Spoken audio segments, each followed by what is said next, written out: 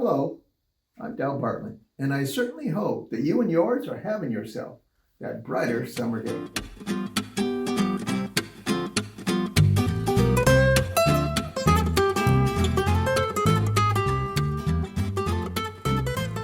Yeah, we're getting a lot of sunshine. Days are getting a little bit shorter, but we're getting pretty good sunshine. You know, the older I am, the more that I think. And I've had some questions posed to me. Would it be, Dow, how do you come up with the different topics? You've been doing this now going on maybe 4 years. How do you come up with different topics? Well, I just kind of watch and observe during the week. Here's a chapter in my life that added to that way that I am. Set in my ways, some people would say. This chapter of experience will be in the state of Minnesota. Minnesota. It means, in Dakota language, it means cloudy water. We had quite an experience, the family, when we went and lived in Minnesota. I'd like to share with you the experiences that we had in the maybe style of a storyteller that I very much admire. His name is Garrison Keeler. Now, he would tell us stories about Lake Wobegon in the Prairie Home Companion. And many times I would hear this on the radio. And so as he would do his storytelling, him and the other actors, I would be using my imagination. So hopefully, as I explain my experience and our family's experience in Minnesota, use your imagination, if you will. There was a traveler that came south from a land called Iowa. And he brought his family up to Minnesota. And he looked around on where he would settle. Minnetonka, Egan, Edina, Richfield. Well, they got there and everyone seemed to be a little hungry. And the father said, we're going to have something very, very delicious. The family says, well, what is it? He says, oh, you probably remember we've had it before, but we're going to have some stone soup. And the family's eyes got real big. And the father pulls out these stones that they had in a special bag. They look kind of like ordinary stones. But he put the stones in the water, in a pot. And he started to warm it up. And as he was doing that, a couple people come by. They said, hi, we're from Egan. Welcome. They got talking. He says, what are you doing there? He says, I'm making some delicious stone soup. How is that going to taste? And he said, oh, stone soup is absolutely delicious. Although sometimes it can have a local flavor if some local garnishments can go in there. And he said, well, we've got some fresh carrots. He said, well, that would indeed do well. Time goes by a little bit. He said, another traveler comes by. He says, where are you from? He said, Flying Cloud. Flying Cloud, that sounds interesting. And he asked again some of the same questions. And he added some fresh cut green beans. And this went on and on. One person from White Lake added some beef chunks. Another one from Minnetonka added some walleye. This went on. And then finally the smells of the stone soup was, as the father said, very, very delicious. What a very delicious community of ingredients. And that's what I want to focus the remaining time we have on. Those two stones. Let's say this one stone represents people. I'll bring this out a little bit later. This stone represents things. So let me share with you some things that was added to the stone soup of the Bartlings while they were in Minnesota. Because everyone needs a community. One thing comes to mind is that we did settle in Richfield. Now Richfield, a suburb of Minneapolis, was where we lived was just a half a mile to the Southdale shopping mall. And on the west side of the Southdale shopping mall was Edina. And that's where my office was. So of all my different travels in my industry and my career, this was the closest we were to actually my workplace. We were just a little over a mile away from where I would go to work. And one of the places close to that area, around in that area, the Southdale, that was a grocery store. You see, LaDonna shopping at the Byerlys grocery store one day. Now, Byerlys was a very unique grocery store. They had some of the freshest ingredients, and they had all kinds of ingredients. You see, around Minneapolis there, just like you had all the different suburbs that you had there, in Minneapolis, it was quite a melting pot of different cultures there that we later come to learn about and enjoy. But at the Byerlys grocery store, all of the floor was carpeted. And the aisles, you wouldn't see them stocking any of the aisle during the working hours. And the carts, I don't know how they did it, but the carts didn't make any noise. Well, one day, LaDonna was shopping there at Byerlys, and I don't know how, but she forgot her billfold. The cashier right away didn't call for the manager, didn't put it over the speaker or anything like that. Says, "That's all right, ma'am. You come back and pay. Bring the receipt and just go ahead and pay when you can." Well, again, we only lived probably a mile from there, so you can count on that. LaDonna right away made a beeline right back to pay that. But we thought that was kind of unique. In fact, you see it kind of stays with us. Byerly's grocery store, a thing there. Have you ever been to a big boy restaurant? Big boy restaurant.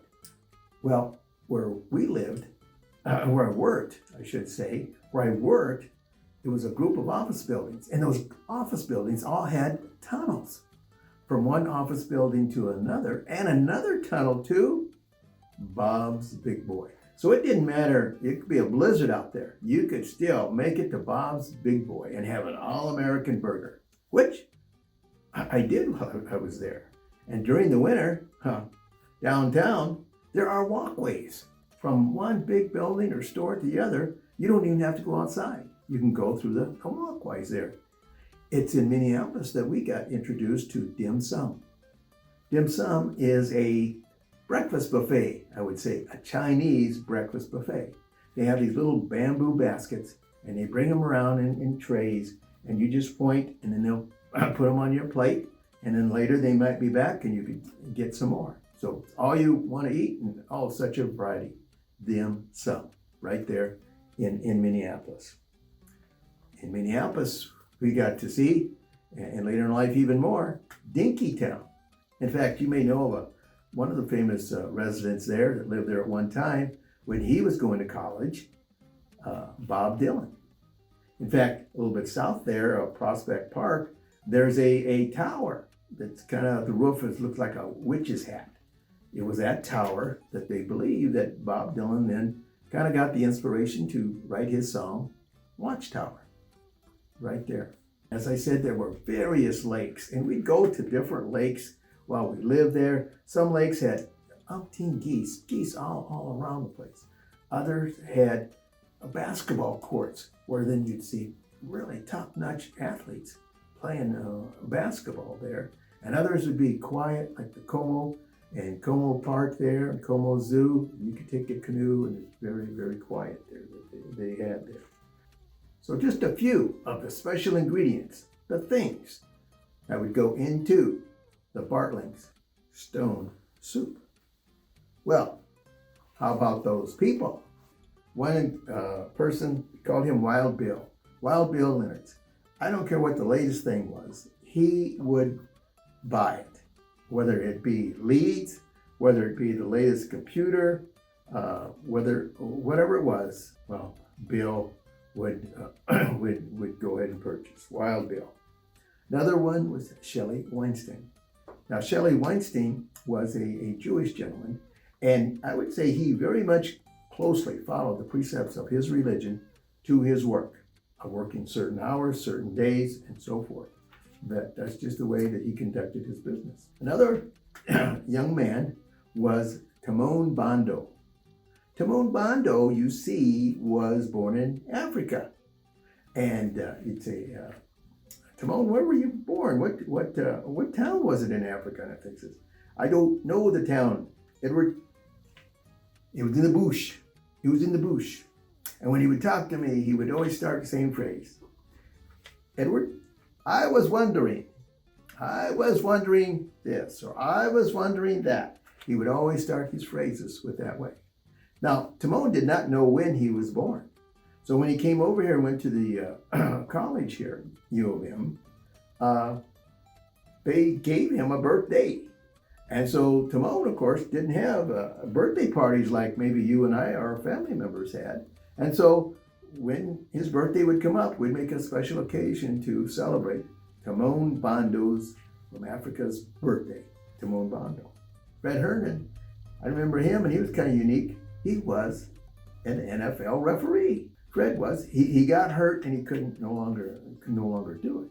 But to have lunch with Fred and some of the stories that he would tell was very, very interesting. Mr. Peterson, a representative for us there, was a concert celloist. He played in the Minneapolis Orchestra. And I occasionally a couple times hearing beautiful, beautiful. Ken Chady started the same time I did in the industry. And Ken went to University in Minnesota too. And he was from Trinidad. We were both hired under the affirmative action program. Now that's a whole different topic, and believe me, with me, if you want to ask me questions about it or have me expand upon it, folks, that could be a whole movie. He had an initiative, so much initiative and ideas, folks, that he invented a position, an occupation, if you will, and he had the characteristics to fill that. And so for the whole company, nationwide, he filled that position and took on that responsibility. Hats off to Ken Chady. How about Chris Steckel? Does Chris Steckel come to mind? Well, it does with us. You see, Chris Steckel would go to the Y about the same time that Madonna would. There was a Southdale YMCA there, and we continued to have Justin do his swimming lessons.